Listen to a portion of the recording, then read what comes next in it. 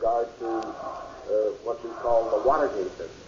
A question was raised that despite some of the things that I had done that they felt were worthwhile, that deserved support, they felt that on this matter that I had not handled it properly, and they were right. I screwed it up, and I paid the price.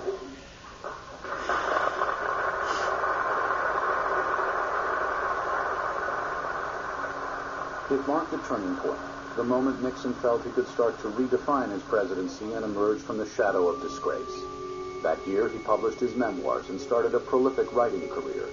7 books followed over the next 16 years, all bestsellers, exploring both his presidency and the challenges America and the world faced as the millennium approached. In California, Nixon's friends built him a presidential library. It stands as a monument to his achievements. Nixon's journey retold as he wanted it remembered. It chronicles an unprecedented voyage on the international stage, a perspective he was willing to share with those who followed him to the White House.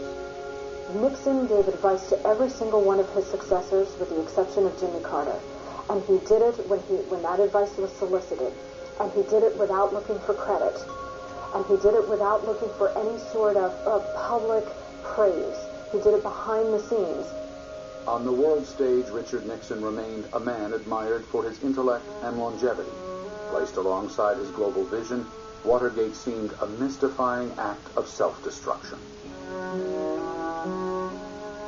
Here was a man who had a view of foreign policy, who had the courage to pursue it, who did so in the face of violent opposition, physically violent opposition, but who also had, like characters out of Shakespeare, he had flaws in his personality that made him destroy his own achievements. But the accolades from afar only serves to underscore the price he paid for a career chasing his own demons.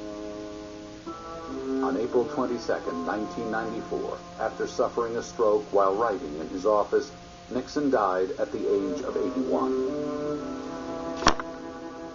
He is buried in Yorba Linda, California, in the shadow of his birthplace.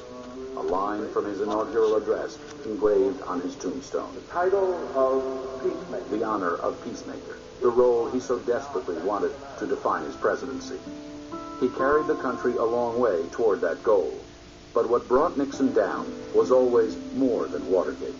It was, in essence, the character of the 37th president that contained the seeds of his inspiration and his eventual destruction.